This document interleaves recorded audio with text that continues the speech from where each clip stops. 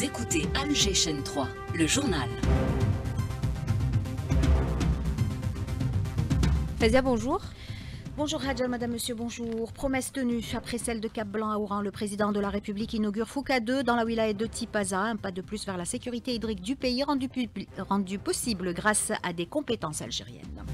Renforcement de la diplomatie parlementaire arabe face aux défis du monde arabe. Un accord est signé au Caire avec en ligne de mire la défense de la cause palestinienne à l'international.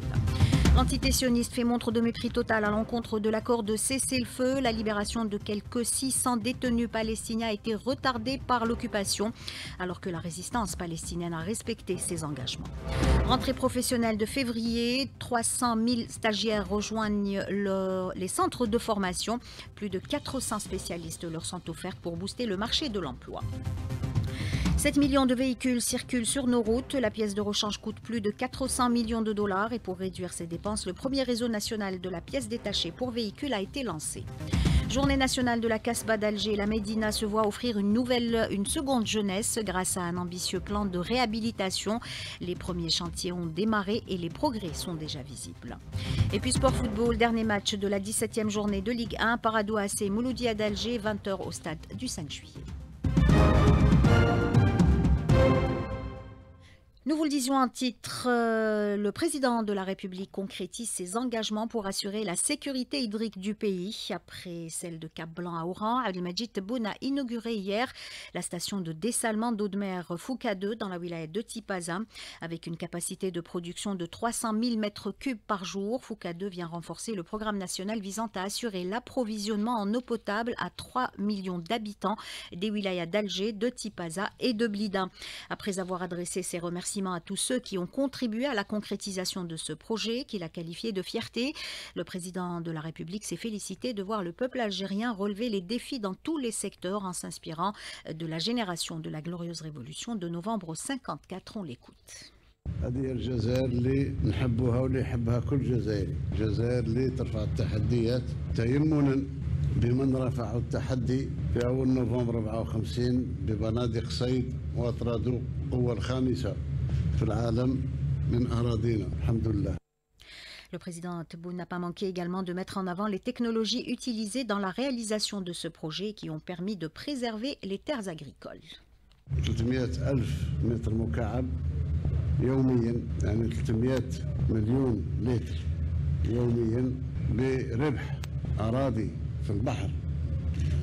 ما فيش الا التقنيه نتاع التحليه، في كذلك تقنيات اخرى ما دام المساحه كانت ضيقه وباش ما نمسش المساحات الفلاحيه اضطروا باش يربحوا مساحات في البحر، وهذا يشير الى احترام اولا الاراضي الفلاحيه، احترام الاراضي الخصبه، وفي نفس الوقت تلبيه حاجيات المواطن. Pour rappel, ce projet d'envergure s'inscrit dans le cadre du programme national décidé par le chef de l'État pour la réalisation de 5 grandes usines de dessalement de l'eau de mer d'une capacité de production de 300 000 m3 jour chacune. Coût de ces projets près de 2,4 milliards de dollars. Une fois réceptionnées, ces stations assureront les besoins des citoyens en eau potable et la sécurité hydrique du pays sera renforcée. الله لما نكمل هذه السلسلة نكون وصلنا إلى تلبية جزء كبير من حاجيات تاع المياه الصالحة للشرب، حاجيات المواطن. الحمد لله أن وفقنا الله أن وصلنا بدينا منذ 3 سنوات في التفكير في تحلية مياه البحر، وهو حل صائب إن شاء الله. وبالنسبة للمناطق الأخرى كذلك نسيب لها حلول حتى إن شاء الله ما يعرفش الجزائري ولا الجزائري ما يعرفوش العطش. Le président de la République a également réitéré son engagement à mobiliser tous les moyens humains et matériels nécessaires pour la réalisation de tous les projets dans ce secteur vital. Un engagement mis en avant par le PDG de la Sonatrach, Rachid Hachichi.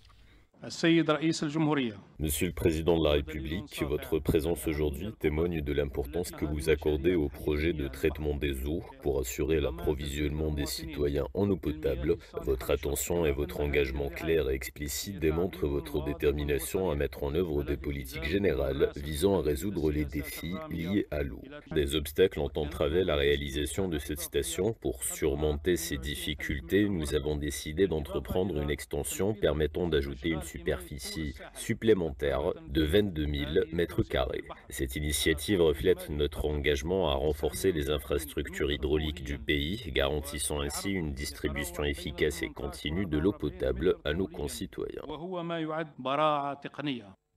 Des propos recueillis par Ibtihal Addoun. Le Parlement arabe et l'Union parlementaire arabe signent un accord pour renforcer la coopération et la coordination face aux défis du monde arabe. Cet accord marque une étape décisive dans la consolidation de la diplomatie parlementaire arabe, avec en ligne de mire la défense de la cause palestinienne dans les forats internationaux. On écoute le président de l'Union parlementaire arabe, Brahim Bourali.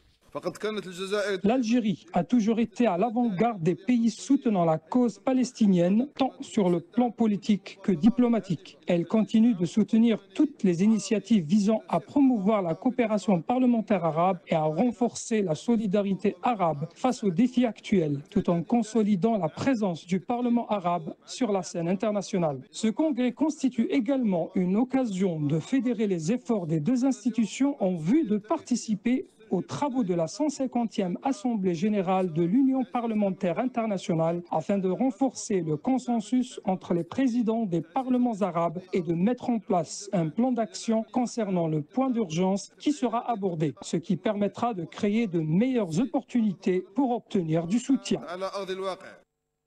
Et à propos de Gaza, justement, l'entité sioniste a une nouvelle fois fait montre de mépris total à l'encontre de l'accord de cessez-le-feu. La résistance palestinienne a libéré plusieurs prisonniers de guerre sionistes alors qu'on assiste à des atermoiements côté israélien.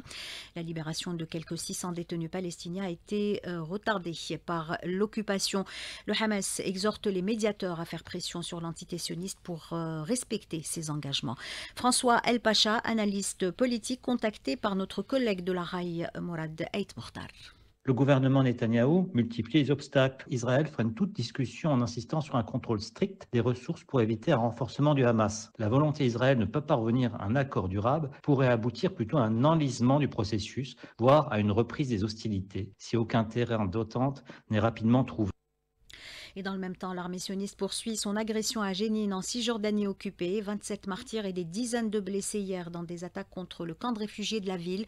L'ONU exprime son inquiétude face à la persistance de ces exactions.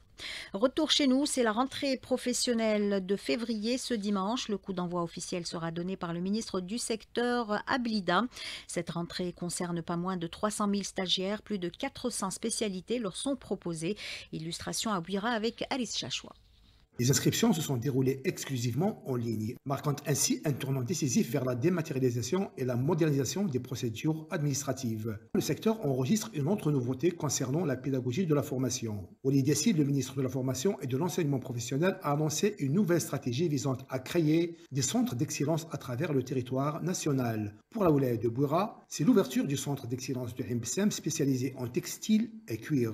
Ahmed Habich, directeur de l'INSFP de Hizar, revient sur les préparatifs de cette rentrée. Cet événement sera marqué par la présentation d'un cours modèle sur l'entrepreneuriat qui sera présenté par le ministre. Une nouveauté aussi pour cette session, c'est que les inscriptions se sont déroulées exclusivement via la nouvelle plateforme TechWin qui a garanti un processus à 100% dématérialisé et sans papier. S'agissant de l'INSFP de Hizar, spécialisé dans les métiers du tourisme, une formation à la carte est prévue au profit des amateurs de randonnée, dont la spécialité accompagnateur en zone de montagne. Cette formation sera exclusivement destinée aux adhérents des associations qui activent dans le domaine du tourisme. Pour rappel, les inscriptions sont toujours ouvertes en ligne et ceux qui n'arriveront pas à s'inscrire pourront se rapprocher des établissements de la formation professionnelle et seront assistés par des agents des services de numérisation.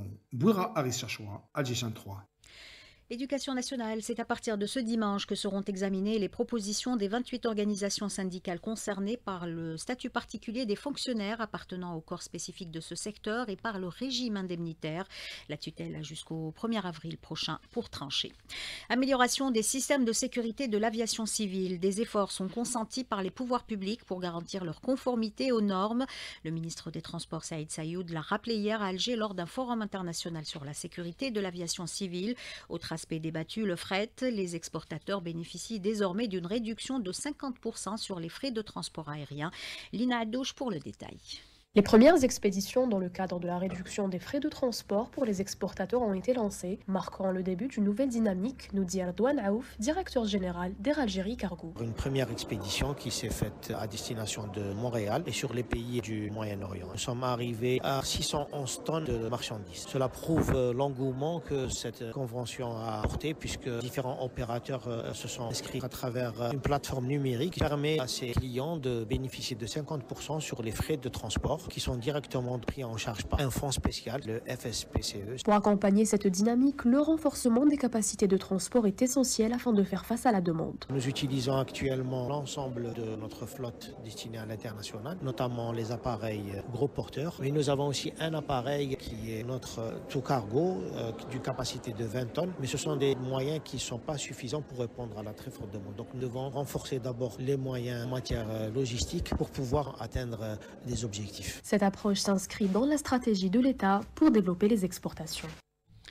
7 millions de véhicules circulent sur nos routes. La pièce de rechange coûte plus de 400 millions de dollars. Et pour réduire ses dépenses, le premier réseau national de la pièce détachée pour véhicules a été lancé.